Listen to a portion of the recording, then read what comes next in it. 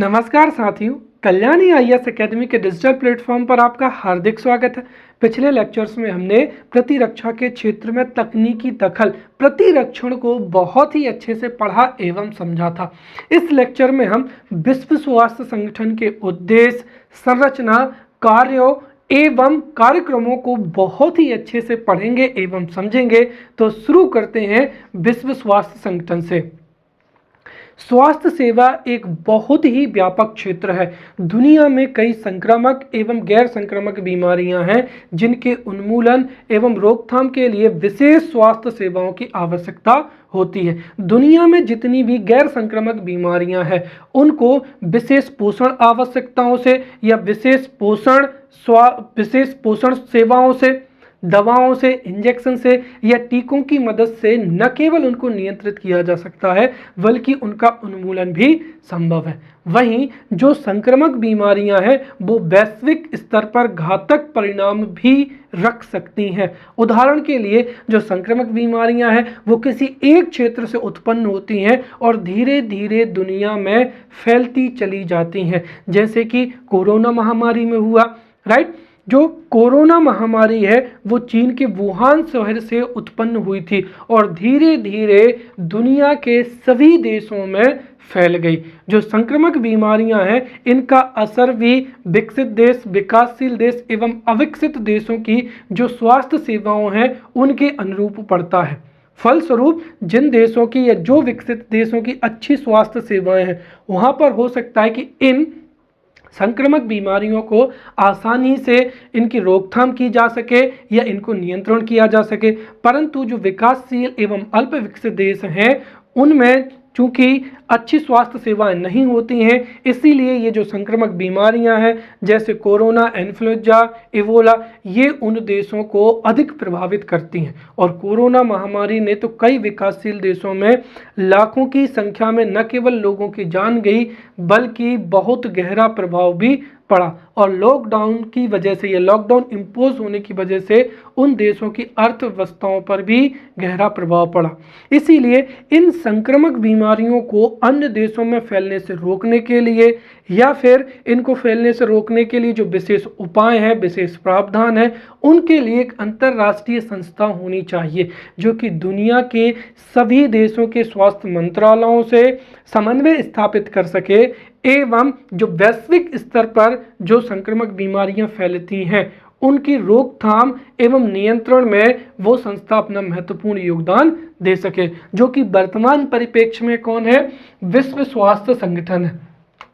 विश्व स्वास्थ्य संगठन एक अंतर सरकारी संगठन है जो कि अपने सदस्य देशों के स्वास्थ्य मंत्रालयों की सहायता से कार्य करता है। तो यहाँ पर विश्व स्वास्थ्य संगठन एक इंटर गवर्नमेंटल या अंतर सरकारी संगठन है जो कि अपने सदस्य राष्ट्रों के स्वास्थ्य मंत्रालयों के सहयोग से कार्य करता है। WHO की जो स्थापना है वो 1948 में हुई थी और इसका हेडक्वार्टर जिनेवा, स्विट्जरलैंड में अवस्थित है और इसके जो सदस्य देशों की संख्या है वो 194 है। जो WHO है उसका हेडक्वार्टर तो जिनेवा में है, इसके साथ ही 150 देशों में इसके कार्यालय भी हैं। इसके साथ ही जो 6 क्षेत्रीय कार्यालय भी WHO के हैं, राइट। इसके साथ ही WHO वैश्विक स्वास्थ्य मामलों में पूरी दुनिया में नेतृत्व प्रदान करता है एवं स्वास्थ्य अनुसंधान संबंधी एजेंडे को आकार देता है या निश्चित करता है एवं दुनिया में स्वास्थ्य संबंधी मानदंड जो है निर्धारित करता है एवं मानक भी निर्धारित करता है। इसके साथ ही जो WHO है वो साक्ष्य आधारित नीति विकल्पों को स्पष्ट करता है एवं दुनिया के जितने भी विकसित देश हैं, विकासशील देश हैं, अल्प विकसित देश हैं या इसके सदस्य देश हैं उनको तकनीकी सहायता भी उपलब्ध कराता है तथा पूरी दुनिया में जो स्वास्थ्य रुझान है, राइट, उनकी निगरानी करता है एवं स्वास्थ्य रुझानों का मूल्यांकन भी करता है। WHO की स्थापना 1948 में हुई थी और इसने 7 अप्रैल 1948 से कार्य करना प्रारंभ किया था। इसीलिए जो 7 अप्रैल हुए उसको पूरी दुनिया में विश्व स्वास्थ्य दिवस के रूप में मनाया जाता है, ताकि लोगों के बीच में स्वास्थ्य संबंधी जागरूकता को और भी बढ़ाया जा सके। अब हम यहाँ पर विश्व स्वास्थ्य संगठन के उद्देश्यों को पढ़ेंगे और चूंकि ये हमारे सिलेबस में मेंशन है, इसीलिए ये हो सकता है कि ये 5 नंबर में पूछा जाए या 11 नंबर में भी ये प्रश्न पूछा जा सकता है कि विश्व स्वास्थ्य संगठन के प्रमुख उद्देश्यों पर प्रकाश डालिए या विश्व स्वास्थ्य संगठन के प्रमुख उद्देश्यों को लिखिए। तो हम यहाँ पर एक एक करके विश्व स्वास्थ्य संगठन के उद्देश्यों को यहाँ पर समझते चलेंगे। चूंकि विश्व स्वास्थ्य संगठन एक अंतर सरकारी संगठन है जो कि अपने सदस्य देशों के स्वास्थ्य मंत्रालयों के सहयोग से कार्य करती है, अर्थात यह पूरी दुनिया में स्वास्थ्य संबंधी कार्यों के निर्देशक एवं समन्वय प्राधिकरण के रूप में कार्य करने का उद्देश्य रखता है। इसके साथ ही जो संयुक्त राष्ट्र संघ की विशेष एजेंसियां हैं, संयुक्त राष्ट्र संघ की विशेष एजेंसियां हैं या फिर विभिन्न देशों की सरकारी स्वास्थ्य प्रशासन है या फिर पेशेवर समूह है या फिर दुनिया के जो वॉलेंटरी ऑर्गेनाइजेशंस है या ऐसे संगठन जो कि स्वास्थ्य सेवा के क्षेत्र में कार्यरत हैं या अग्रणी हैं, उन सभी संस्थानों के बीच में प्रभावी सहयोग स्थापित करता है एवं आपसी तालमेल बिठाकर उस सहयोग को भी बनाए रखता है, ताकि पूरी दुनिया में स्वास्थ्य जो रुझान है उनकी निगरानी हो सके एवं नियंत्रण हो सके।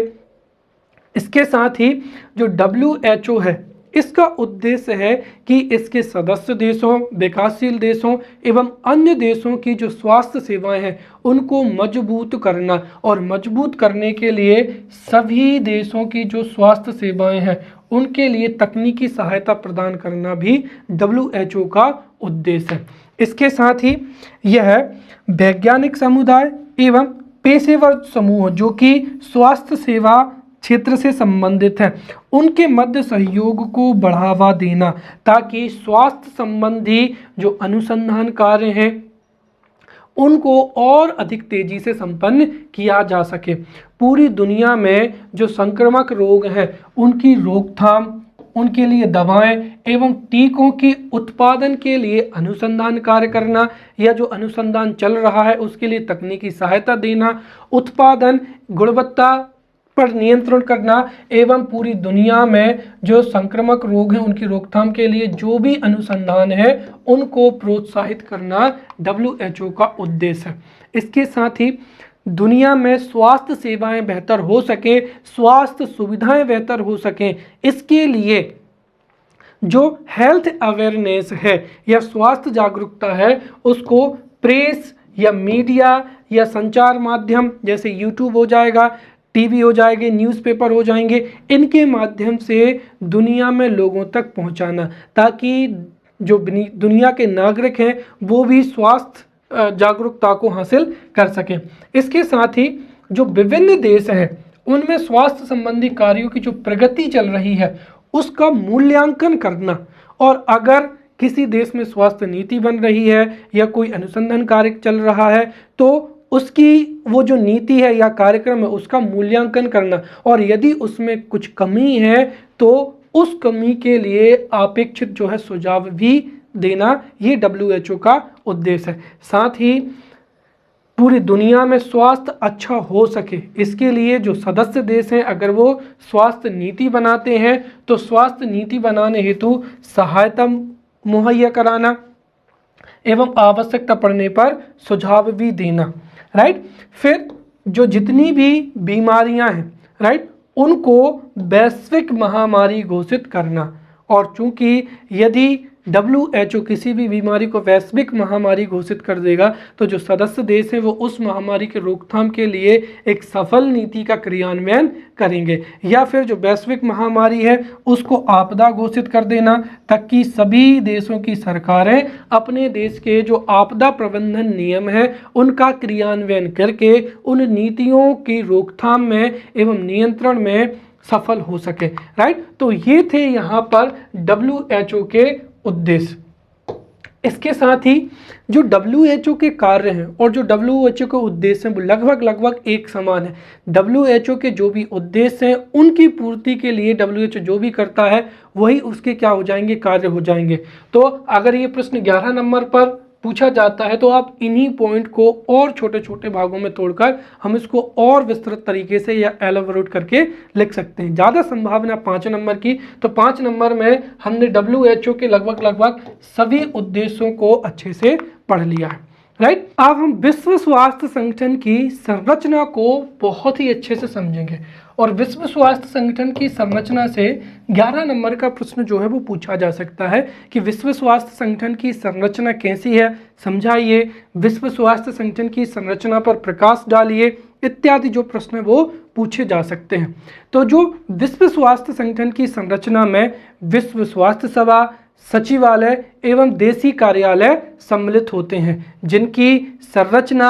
एवं अपने अपने कार्य एवं उत्तरदायित्व होते हैं जिनको हम समझेंगे। तो WHO की संरचना में विश्व स्वास्थ्य सभा, सचिवालय एवं देशी कार्यालय आते हैं, जिसमें से पहला हो जाएगा यहाँ पर विश्व स्वास्थ्य सभा।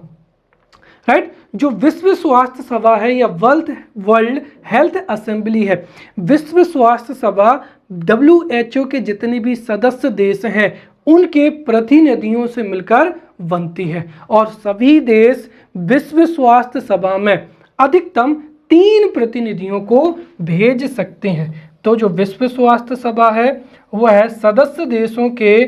प्रतिनिधियों के द्वारा मिलकर बनती है, जिसमें प्रत्येक देश अधिकतम 3 प्रतिनिधि जो है वो नियुक्त कर सकता है और इसमें से इन तीनों में से किसी एक प्रतिनिधि को मुख्य प्रतिनिधि जो है वो नामित किया जाता है, जो कि उस देश तथा WHO के बीच में एक तरीके से नेगोशिएटर होता है। और ये जो 3 प्रतिनिधि होते हैं, इन तीनों प्रतिनिधियों को प्रत्येक देश उनकी तकनीकी क्षमता के आधार पर जो सबसे योग्य व्यक्ति होते हैं उनको WHO की जो विश्व स्वास्थ्य सभा है उनमें देशों के द्वारा नामित किया जाता है, क्योंकि ये जो सदस्य हैं ये राष्ट्र के राष्ट्रीय स्वास्थ्य प्रशासन एवं अधिमान्य जो है प्रतिनिधित्व करते हैं। यहाँ पर जो विश्व स्वास्थ्य सभा है इसकी अगर हम बैठकों की बात करें तो विश्व स्वास्थ्य सभा की बैठक नियमित रूप से जो वार्षिक सत्र जब आयोजित होते हैं तो विश्व स्वास्थ्य सभा की बैठकों का आयोजन होता है और कभी कभी आवश्यकता पड़ने पर विशेष सत्र भी जो है वो आयोजित किए जाते हैं। अब अगर किसी जो देश को अगर WHO का सदस्य बनना है तो उसको सदस्यता ग्रहण भी करनी पड़ेगी, जिसको हम समझ सकते हैं यहाँ पर सदस्यता एवं सह सदस्यता। तो WHO की सदस्यता वही देश ग्रहण कर सकता है जो देश संयुक्त राष्ट्र का क्या है, सदस्य होता है, क्योंकि जो WHO है वो विश्व जो यूनाइटेड नेशंस है, राइट, WHO यूनाइटेड नेशंस की एक स्वास्थ्य संबंधी स्पेशल एजेंसी है। इसीलिए जो देश संयुक्त राष्ट्र संघ का सदस्य होता है वह WHO या WHO की जो विश्व स्वास्थ्य सभा है उसका सदस्य बन सकता है। राइट, इसके साथ ही ऐसे क्षेत्रीय समूह या वॉलेंटरी ऑर्गेनाइजेशंस या NGOs जो कि अंतर्राष्ट्रीय संबंधों के संचालन में भूमिका नहीं निभाते हैं वो विश्व स्वास्थ्य सभा में सह सदस्यों के रूप में नामित हो सकते हैं। तो जो संयुक्त राष्ट्र संघ के सदस्य हैं वो WHO एवं विश्व स्वास्थ्य सभा में सदस्यता प्राप्त कर सकते हैं और जो अंतर्राष्ट्रीय संबंधों के संचालन के लिए जिम्मेदार नहीं है वह सह सदस्यों के रूप में नामित हो सकते हैं। अब जो विश्व स्वास्थ्य सभा है ये एक तरीके से WHO की संसद भी कही जा सकती है। तो विश्व स्वास्थ्य सभा के जो प्रमुख कार्य हैं हम उनको एक एक करके समझेंगे, क्योंकि हो सकता है कि 3 नंबर में विश्व स्वास्थ्य सभा के कार्य पूछ लिए जाएं। तो जो विश्व स्वास्थ्य सभा है वो WHO की नीतियों का निर्धारण करती है, राइट। अर्थात जो विश्व स्वास्थ्य सभा, जिसमें दुनिया के प्रत्येक देश या जो जितने भी WHO के सदस्य देश हैं जिनके प्रतिनिधि विश्व स्वास्थ्य सभा में होते हैं, वो पूरी दुनिया में स्वास्थ्य क्षेत्र में निगरानी, नियंत्रण के लिए, संक्रामक एवं गैर संक्रामक रोगों की रोकथाम के लिए जो स्वास्थ्य नीतियां हैं उनका निर्धारण करते हैं। इसके साथ ही जो विश्व स्वास्थ्य सभा है वो WHO की जो वित्तीय संपत्तियां हैं या वित्तीय नीतियां हैं उनकी निगरानी करती है, एवं WHO का जो बजट होता है, WHO के बजट की समीक्षा करना और उसका अनुमोदन करने का कार्य भी विश्व स्वास्थ्य सभा का होता है। इसके साथ ही WHO एवं संयुक्त राष्ट्र के मध्य जो भी समझौते होते हैं और उन समझौते के संदर्भ में जो भी नीतियां बनती हैं या जो भी प्रावधान होते हैं उसको जो यूनाइटेड नेशंस है उसकी आर्थिक एवं सामाजिक परिषद, जिसको इकोनॉमिक एंड सोशल काउंसिल कहा जाता है, WHO उसको रिपोर्ट करता है। तो ये यहाँ पर पहला हो गया विश्व स्वास्थ्य सभा। अब दूसरा हो जाएगा यहाँ पर सचिवालय। सचिवालय WHO के जो दिन प्रतिदिन के कार्य होते हैं उनके लिए उत्तरदायी होता है, और सचिवालय में महानिदेशक होता है। इसके साथ साथ सचिवालय में महानिदेशक, तकनीकी एवं प्रशासनिक कर्मचारी होते हैं, राइट, जो कि संगठन के जितने भी दिन प्रतिदिन के कार्य होते हैं उनका संपादन करते हैं। यहाँ पर जो WHO का मुख्य प्रशासनिक अधिकारी होता है, जो कि WHO के कार्यों के संचालन के लिए, नीतियों के क्रियान्वयन के लिए जिम्मेदार होता है, वो होता है महानिदेशक। और महानिदेशक का जो निर्धारण है वो WHO की शर्तों के अनुरूप जो बोर्ड है, बोर्ड के नामांकन के आधार पर विश्व स्वास्थ्य सभा के द्वारा महानिदेशक की नियुक्ति की जाती है। तो नियुक्ति करती है विश्व स्वास्थ्य सभा के द्वारा, सचिवालय के महानिदेशक की नियुक्ति होती है। तीसरा हो जाएगा यहाँ पर देशीय कार्यालय हो जाएंगे। तो देशी कार्यालय भी विश्व स्वास्थ्य के क्षेत्र में महत्वपूर्ण भूमिका निभाते हैं और ये पूरी दुनिया में लगभग हर एक देशों में अवस्थित होते हैं। जो देशी कार्यालय होते हैं वो संबंधित देश, अर्थात जिस देश में ये देशीय कार्यालय या कंट्री ऑफिसेज हैं, और WHO के बीच में जो प्रारंभिक संपर्क बिंदु है उसके रूप में महत्वपूर्ण भूमिका निभाते हैं। अर्थात यदि किसी देश को WHO तक कोई भी जानकारी देना है या कुछ भी सेवा प्राप्त करनी है तो वो इन्हीं कंट्री ऑफिसेस की मदद से WHO तक अपनी जानकारी या अपनी मांगों को साझा करते हैं। तो ये WHO और उस देश की जो सरकार है उसके बीच में प्रारंभिक संपर्क बिंदु होते हैं। इसके साथ ही ये उस देश में स्वास्थ्य मामलों पर महत्वपूर्ण तकनीकी सहायता प्रदान करते हैं। इसके साथ ही वैश्विक जो मानक है या वैश्विक दिशा निर्देश हैं उनको भी WHO के साथ में क्या करते हैं, साझा करते हैं। या WHO जो अपने दिशा निर्देश देता है या जो भी दिशा निर्देश देता है, वैश्विक मानक निर्धारित करता है, वो सभी इन्हीं ऑफिसेस की मदद से उस देश के उन देशों की सरकारों के बीच में साझा किए जाते हैं। इसके साथ ही यदि कोई देश WHO से कोई तकनीकी सहायता चाहता है या अन्य कोई सेवा चाहता है तो उस देश की आवश्यक जो मांगे हैं उनको इन्हीं देशी कार्यालयों के माध्यम से WHO के अन्य स्तरों अर्थात जैसे सचिवालय या विश्व स्वास्थ्य सभा तक पहुंचाया जाता है। इसके साथ ही ये जो कंट्री ऑफिसेज होते हैं ये संक्रमण बीमारियों की रोकथाम में महत्वपूर्ण भूमिका निभाते हैं। जैसे ही दुनिया के किसी भी क्षेत्र में अगर कोई भी संक्रामक बीमारी फैलती है तो ये तुरंत उस देश की सरकार को या हम कह सकते हैं मेजबान सरकार को सूचित करते हैं एवं उस बीमारी के रोकथाम के लिए, नियंत्रण के लिए आवश्यक दिशा निर्देश देते हैं और एवं उस देश की साथ मिलकर जो है आवश्यक कार्य भी संपादित करते हैं। इसके साथ ही उस देश में जो यूएनओ है या विश्व संयुक्त राष्ट्र संघ की और भी जो अन्य एजेंसियां हैं, राइट, उनके कार्यालयों तक उस देश के जो सार्वजनिक स्वास्थ्य है उस पर सलाह एवं मार्गदर्शन प्रदान करते हैं, ताकि वैश्विक स्तर पर उस देश की जो भी स्वास्थ्य स्थिति है उसके आधार पर जो है ठोस कार्रवाई की जा सके। तो ये यहाँ पर देशी कार्यालय काउंट जो है कंट्री ऑफिसेस के बारे में हमने यहाँ पर समझा। तो ये यहाँ पर हमने WHO की जो संरचना थी उसमें विश्व स्वास्थ्य संगठन, राइट, विश्व स्वास्थ्य सभा, उसके बाद में सचिवालय, फिर देशी कार्यालय, इनके बारे में हमने बहुत अच्छे से पढ़ लिया है। अब हम यहाँ पर विश्व स्वास्थ्य संगठन के कार्यों को पढ़ेंगे और ये भी हो सकता है 11 नंबर में पूछा जाए या 5 नंबर में पूछा जाए। तो विश्व स्वास्थ्य संगठन के कार्यों को हम क्रमबद्ध तरीके से समझेंगे, चूंकि विश्व स्वास्थ्य सेवा के क्षेत्र में WHO एक वैश्विक संस्था है, अर्थात पूरी दुनिया में स्वास्थ्य संबंधी जो सुविधाएं हैं, सेवाएं हैं, राइट, निगरानी है, उसके लिए WHO जिम्मेदार होता है। और WHO के जो कार्य हैं हम उनको क्रमबद्ध तरीके से एक एक करके समझेंगे। सबसे पहली चीज़ तो ये है कि विश्व स्वास्थ्य संगठन अपने सदस्य देशों को कई प्रकार की सेवाएं उपलब्ध कराता है और उन सभी सेवाओं को हम 2 प्रकार से बांट सकते हैं। एक हो जाएगा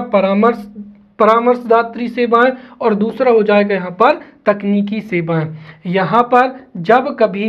जब कभी भी कोई भी सदस्य देश अपने देश में कोई भी स्वास्थ्य नीति बनाता है, स्वास्थ्य कार्यक्रम बनाता है, राइट, स्वास्थ्य योजना बनाता है, तो उस योजना में कौन सी कमियां हैं या फिर आवश्यकता पड़ने पर जो है आवश्यक सुझाव या जो है परामर्श WHO के द्वारा दिया जाता है। इसके साथ ही अगर उस देश में किसी दवा का निर्माण हो रहा है, कोई टीका या वैक्सीन का निर्माण हो रहा है, तो उस पर भी जो है तकनीकी सेवाएं, जैसे किसी भी बीमारी का टेस्ट कैसे करना है, तो इस तरीके की जो सेवाएं हैं वो WHO के द्वारा अपने सदस्य देशों को प्रदान की जाती हैं। WHO का जो दूसरा महत्वपूर्ण कार्य है वो है महामारियों का उन्मूलन करना, महामारियों की रोकथाम, नियंत्रण एवं इस दिशा में शोध कार्य करना एवं वैश्विक स्तर पर शोध कार्यों को प्रोत्साहित करना। और विशेषकर कौन सी हो जाएंगी? संक्रामक बीमारियां हो जाएंगी। तो जो भी संक्रामक बीमारियां हैं अगर वो अधिक देशों में फैल रही हैं तो WHO ही उसे महामारी घोषित करता है एवं वैश्विक आपदा भी घोषित करता है। और जैसे ही WHO वैश्विक आपदा घोषित करेगा तो सभी देश अपने देश के जो जितने भी आपदा प्रबंधन कानून हैं उनके माध्यम से उन बीमारियों को, राइट, उन महामारियों को रोकते हैं, उनका नियंत्रण करते हैं। तीसरा, यहाँ पर बीमारियों के जो अंतर्राष्ट्रीय नाम है वो WHO के द्वारा ही निर्धारित किए जाते हैं, राइट। और इसकी भी एक विशेष पद्धति है। जैसे आपने सुना होगा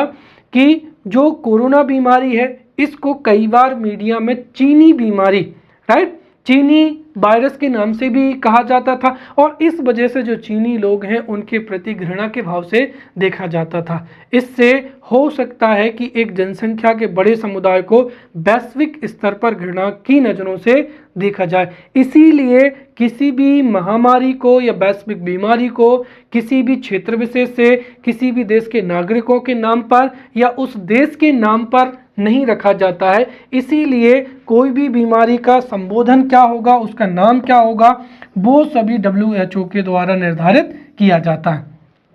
राइट। जैसे कोरोना बीमारी का जो नाम है वो SARS-CoV-2 जो नाम है वो WHO ने ही दिया है। इसके साथ में जो WHO है वो महामारियों से संबंधित जितनी भी सूचनाएं होती हैं उनको अपने सदस्य देशों को क्या करता है, प्रसारित करता है। साथ ही जो स्वास्थ्य संबंधी जागरूकता है, स्वास्थ्य संबंधी चाहे टीके हों चाहे कोई विशेष जानकारी हो, राइट, उसको छपवाकर संपूर्ण विश्व में वितरित करता है ताकि लोग भी जो हैं वो जागरूक हो सकें। इसके साथ ही जो संयुक्त राष्ट्र संघ है उसके विभिन्न अंगों एवं स्वास्थ्य संबंधी संस्थाओं से ये जो है संपर्क स्थापित करता है, ताकि वैश्विक स्तर पर स्वास्थ्य सेवा के क्षेत्र में कोई ठोस नीति बनाई जा सके और उसको अच्छे से लागू किया जा सके। इसके लिए जो स्वास्थ्य संबंधी संस्थाएं हैं और WHO के जो अलग अलग क्या है अंग हैं उनके बीच में संपर्क स्थापित किया जाता है। ये यहाँ पर WHO के बहुत ही महत्वपूर्ण कार्य हैं। इसके अलावा भी पूरी दुनिया में स्वास्थ्य संबंधी प्रशिक्षण एवं स्वास्थ्य स्तर को ऊंचा उठाने का जो कार्य है वो WHO का है, और WHO अपने शोध के माध्यम से अनुसंधान के माध्यम से स्वास्थ्य स्तर को ऊंचा उठाने के लिए हमेशा कार्य करता है या प्रयासरत होता है, तथा जो विकसित देश हैं या जिन देशों की स्वास्थ्य सेवाएं अच्छी नहीं हैं उन देशों में जो है स्वास्थ्य के क्षेत्र में प्रशिक्षण भी उपलब्ध कराता है। साथ ही हर एक देश अपने देश में जो वंचित वर्ग हैं, बालक हैं, महिलाएं हैं, उनमें कुपोषण से संबंधित बीमारियां हैं या उनकी जो भी जितनी भी बीमारियां हैं उनसे संबंधित जो भी कल्याण कार्य हो रहे हैं, उनके स्वास्थ्य सेवा के क्षेत्र में जो भी कार्य प्रगति पर है उसको WHO प्रोत्साहित करता है, ताकि सभी देश अपने देश में महिलाओं एवं बालकों के हित में अच्छी स्वास्थ्य नीतियां बना सके। साथ ही पूरी दुनिया में लोगों का आहार, निवास, सफाई के कार्यों को बढ़ावा देना, ताकि वैश्विक स्तर पर एक स्वास्थ्य वातावरण हो और अच्छा आहार होगा तो कुपोषण की स्थिति भी उत्पन्न ना हो। इसके साथ ही जो बीमारियां हैं उनके निदान डायग्नोसिस हो जाएगा, संबंधित जो कार्य हैं उनका भी मानकीकरण किया जाता है, ताकि कोई भी एक बीमारी है उसको स्टैंडर्ड तरीके से उसका टेस्ट किया जा सके। और वर्तमान समय में आप ऐसे समझ सकते हैं कि अगर कोई भी देश का एक नागरिक किसी दूसरे देश में जाता है तो उसको स्टैंडर्ड जो है WHO ने जो भी वैक्सीन्स को नोटिफाई किया है या जो भी टेस्ट को नोटिफाई किया है, अगर किसी व्यक्ति ने वो टेस्ट कराया है या वो वैक्सीन ली है तभी वो दूसरे देशों में हवाई यात्रा कर सकता है। तो इस तरीके से डायग्नोसिस में जो है डायग्नोसिस के जो जितने भी टेस्ट हैं उनका मानकीकरण जो है WHO के द्वारा किया जाता है, और वैश्विक स्तर पर जिन बीमारियों ने व्यापक स्तर पर या बड़े जनसंख्या के बड़े वर्गों को प्रभावित किया है उनको रोकथाम एवं नियंत्रण में कार्यरत है। जैसे चेचक हो जाएगा तो चेचक रोग हुआ, क्षय रोग हुआ या एड्स रोग हुआ, इत्यादि बीमारियों को रोकथाम के लिए WHO प्रयास करता है तथा विभिन्न प्रकार के कार्यक्रमों को लागू करता है, और उस दिशा में हमेशा जो सदस्य देश हैं उनको दिशा निर्देश भी जारी करता है। फिर जो मानसिक स्वास्थ्य संबंधी उपाय हैं उनको भी जो है संपादित करता है, ताकि वैश्विक स्तर पर जो मानसिक स्वास्थ्य है वह भी बेहतर हो सके, एवं जो आकस्मिक चोटें हैं उनको रोकने का प्रयास करता है। फिर जो विश्व स्वास्थ्य संगठन है वो स्वास्थ्य संबंधी कार्यों में समन्वय स्थापित करता है। हर एक देश के स्वास्थ्य क्षेत्र में अलग अलग नीतियां होती हैं, कार्यक्रम होती हैं, योजनाएं होती हैं, और उन सभी योजनाओं में या सभी देशों की योजनाओं में, नीतियों में समन्वय स्थापित किया जाता है, एवं जो जितनी भी स्वास्थ्य सेवा में कार्यरत संस्थाएं हैं उनमें सहयोग भी स्थापित किया जाता है। फिर जो WHO है वो इच्छुक देशों या जो देश कोई भी तकनीकी सहायता चाहते हैं या अन्य सहायता चाहते हैं उन देशों को स्वास्थ्य विशेषज्ञों का परामर्श उपलब्ध कराता है, ताकि वो देश भी आवश्यक परामर्श के आधार पर ठोस जो है कदम उठा सके। फिर औषधियों के लिए अंतर्राष्ट्रीय मापदंड जो है वो निर्धारित किए जाते हैं, ताकि कोई भी दवाई है, कोई भी मेडिसिन है, कोई भी दवाई है, कोई भी मेडिसिन है, उसकी नकारात्मक प्रभाव जनता पर ना पड़े। इसका जो मापदंड है वो WHO के द्वारा निर्धारित कर दिया जाता है। फिर WHO अंतर्राष्ट्रीय स्वास्थ्य संबंधित कार्यों का संचालन भी करता है एवं विभिन्न देशों के बीच में जो स्वास्थ्य संबंधी कार्य हैं उनका समन्वय भी करता है। इसके साथ ही पूरी दुनिया में बाल पोषण, राइट, ताकि बच्चों में कुपोषण ना हो, राइट, जच्चा बच्चा केंद्र खोलना, राइट, ताकि जो संस्थागत प्रसव हैं उनमें बढ़ोतरी हो सके, दाइयों को प्रशिक्षण देना ताकि प्रसव प्रक्रिया और आसान हो सके, बाल रोगों का उन्मूलन करना ताकि बच्चों का मानसिक, शारीरिक एवं सर्वांगीण विकास हो सके। इसके साथ ही जो अकाल है, भूकंप है, जल वृद्धि या फिर ज्वालामुखी विस्फोट या कोई भी प्राकृतिक आपदा है, उस प्राकृतिक आपदा से बच्चों की रक्षा करना, राइट, ताकि जो बच्चों का विकास है वो प्रभावित ना हो। इसके साथ ही जो WHO सरकारों के अतिरिक्त स्वयं भी अन्य संयुक्त राष्ट्र एजेंसियों, प्रदाताओं और गैर सरकारी संगठन या वॉलंटरी ऑर्गेनाइजेशन या निजी क्षेत्र के साथ में समन्वय स्थापित करता है तथा पूरे विश्व में स्वास्थ्य जागरूकता को बढ़ावा देने के लिए कार्य करता है एवं हेल्थ अवेयरनेस जो बिहेवियर है उसको भी पूरी दुनिया में फैलाने के लिए प्रयास कार्य करता है। WHO के जो अंतर्राष्ट्रीय स्वास्थ्य कार्य हैं उनसे सभी देश लाभान्वित होते हैं, चाहे वो विकसित देश हो चाहे विकासशील देश हो, राइट। और पूरी दुनिया में कई स्वास्थ्य कार्यों से जो WHO है उसने अपना महत्वपूर्ण योगदान भी दिया है। जैसे चेचक का वैश्विक उन्मूलन हो जाएगा, क्षय रोग का उन्मूलन एवं रोकथाम हो जाएगा, पोलियो का उन्मूलन एवं क्या हो जाएगा, रोकथाम हो जाएगा। इसके साथ ही WHO बेहतर एवं सस्ते तरीकों का भी प्रचार प्रसार करता है। फिर WHO पूरी दुनिया में टीकाकरण को बढ़ावा देने का भी जो है प्रयास करता है ताकि जो संक्रामक बीमारियां हैं, राइट, संक्रामक बीमारियों को टीकाकरण या इम्यूनाइजेशन से बहुत ही अच्छे से नियंत्रित किया जा सकता है, रोका जा सकता है या उन्मूलित किया जा सकता है। इसीलिए WHO जो जितने भी संक्रामक रोग हैं, जैसे 6 प्रमुख संक्रामक रोग जिसमें डिप्थीरिया, खसरा, पोलियो माइलिटिस हो जाएगा, टिटनेस, क्षय रोग एवं काली खांसी, इन सभी टीकों को बच्चों के लिए उपलब्ध हो इसके लिए WHO पर्याप्त जो है वो प्रयास करता है। इसके साथ ही WHO और जो संयुक्त राष्ट्र बाल कोष है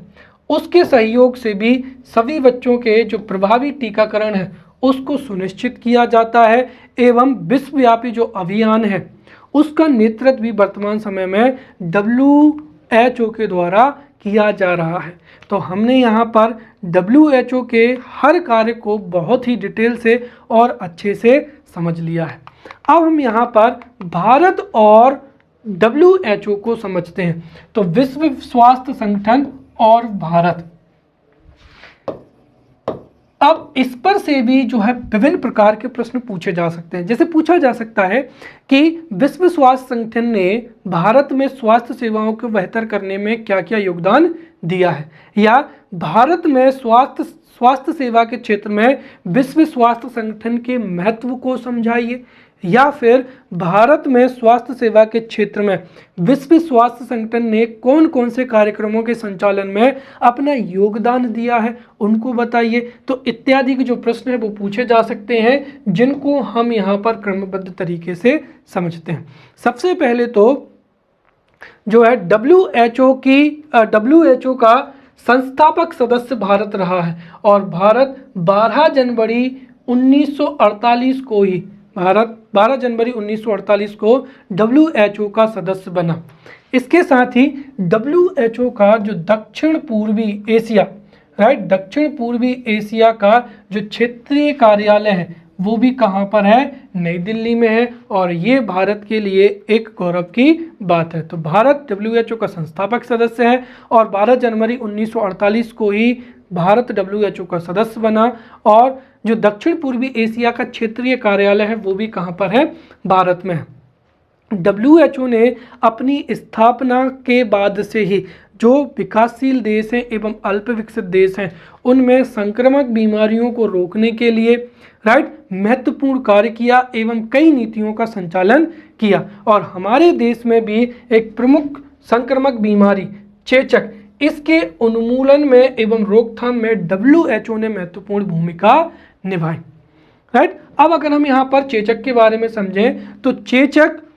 चेचक एक बहुत ही संक्रामक बीमारी थी और 1967 में पूरी दुनिया में जो चेचक के मामले आए थे उनमें से भारत में चेचक को मामलों की जो प्रतिशत था वो कितना था, 65%। अर्थात पूरी दुनिया के 65% जो चेचक के केस थे वो भारत में दर्ज किए गए थे। इसके साथ ही भारत में 26,225 लोगों की चेचक की वजह से भी जान चली गई थी और इस बात से हम अंदाजा लगा सकते हैं कि चेचक ने किस तरीके से भारत में कहर ढाया था। इस चेचक की रोकथाम में, नियंत्रण में एवं उन्मूलन में WHO ने भारत सरकार का बहुमूल्य योगदान दिया एवं 1967 में ही WHO ने गहन चेचक उन्मूलन कार्यक्रम, राइट, जिसको intensified smallpox eradication programme कहते हैं, ये प्रारंभ किया और इसके बाद से चेचक के निवारण के लिए टीकाकरण के माध्यम से, दवाइयों के माध्यम से एवं अन्य प्रयासों के माध्यम से धीरे धीरे चेचक के केसेस आना भारत में कम हो गए। या हम कह सकते हैं कि WHO के मदद से ही भारत ने चेचक पर जो है नियंत्रण पा लिया और WHO और भारत के जो समन्वित योगदान था, राइट, उसकी बदौलत ही 1977 में चेचक का भारत से उन्मूलन कर दिया गया। दूसरा जो महत्वपूर्ण कार्यक्रम हो जाएगा वो हो जाएगा पोलियो निवारण, राइट। तो पोलियो भी एक खतरनाक बीमारी है जिसमें व्यक्ति के निचले अंग विशेषकर पैर कार्य करना बंद कर देते हैं और पोलियो ने भी भारत में बड़े पैमाने पर जनसामान्य को प्रभावित किया था और भारत से पोलियो के निवारण के लिए भी विश्व बैंक की वित्तीय सहायता एवं तकनीकी सहायता से WHO द्वारा वर्ष 1988 में भारत में वैश्विक पोलियो उन्मूलन पहल, ग्लोबल पोलियो इराडिकेशन इनिशिएटिव, तो WHO ने विश्व बैंक की वित्तीय एवं तकनीकी सहायता से 1988 में जो है ग्लोबल पोलियो इराडिकेशन इनिशिएटिव प्रारंभ किया और इसी के संदर्भ में पोलियो रोग के खिलाफ भारत में भी मुहिम शुरू हुई और भारत में बड़े पैमाने पर बच्चों को टीकाकरण के माध्यम से ये पोलियो की 2 ड्रॉप्स पिलाकर पोलियो को यहाँ पर नियंत्रित किया गया या रोकथाम किया गया। और अगर हम यहाँ पर देखें तो पोलियो अभियान 2012 महत्वपूर्ण है। भारत सरकार ने यूनिसेफ, विश्व स्वास्थ्य संगठन एवं बिल एवं मिलिंडा गेट्स जो फाउंडेशन है, रोटरी इंटरनेशनल और रोग नियंत्रण एवं रोकथाम केंद्रों की साझेदारी से 5 वर्ष से कम उम्र के सभी बच्चों को पोलियो से बचाने के लिए टीका लगवाने का जो है वो अथक प्रयास किया है और इसके साथ ही भारत में बड़े पैमाने पर जो है पोलियो की दवा या जो पोलियो के ड्रॉप्स पिलाया गया जिससे पोलियो के भी केसेस धीरे धीरे आना बंद हो गए और भारत ने इस रोग पर भी WHO की मदद से, या WHO का जो 1988 का ग्लोबल पोलियो इराडिकेशन इनिशिएटिव था, इसके तहत भारत में भी पोलियो का जो है उन्मूलन संभव हो पाया, राइट। और इस परिणाम स्वरूप ही वर्ष 2014 में WHO ने भारत को एंडेमिक देशों की सूची से भारत को क्या कर दिया, मुक्त कर दिया। दरअसल पोलियो अभी भी कुछ देशों में पोलियो के जो केसेस हैं वो अभी भी कई संख्या में है और जब कोई भी बीमारी होती है तो वो एंडेमिक हो जाती है और एंडेमिक का जो स्तर था उससे भारत का नाम हटा दिया है, अर्थात वर्तमान समय में भारत पोलियो मुक्त हो चुका है। इसके साथ ही WHO का एक और इनिशिएटिव है WHO देश सहयोग रणनीति। तो WHO की जो देश सहयोग रणनीति है इसमें भारत ने भी पार्टिसिपेट किया है। भारत ने वर्ष 2012 से 2017 नामक जो रणनीति है उसको संयुक्त रूप से स्वास्थ्य एवं परिवार कल्याण मंत्रालय तथा भारत स्थित WHO का जो देशीय कार्यालय है, राइट, इसके द्वारा WHO देश सहयोग रणनीति को नया आयाम दिया गया है जिससे भारत के स्वास्थ्य क्षेत्र में भी जो है महत्वपूर्ण कार्यक्रम संचालित होंगे और भारत की स्वास्थ्य सेवाएं भी आगे जाकर विकसित होंगी। तो ये था हमने यहाँ पर WHO के बारे में सामान्य जानकारी, उद्देश्य, संरचना, राइट, कार्य एवं भारत एवं और जो WHO या भारत के स्वास्थ्य क्षेत्र में WHO का जो योगदान है उसको बहुत ही अच्छे से पढ़ लिया है एवं समझ लिया है। अब हम अगले लेक्चर में WHO के कार्यक्रमों को पढ़ेंगे। तो अगले लेक्चर में मिलते हैं, तब तक के लिए धन्यवाद।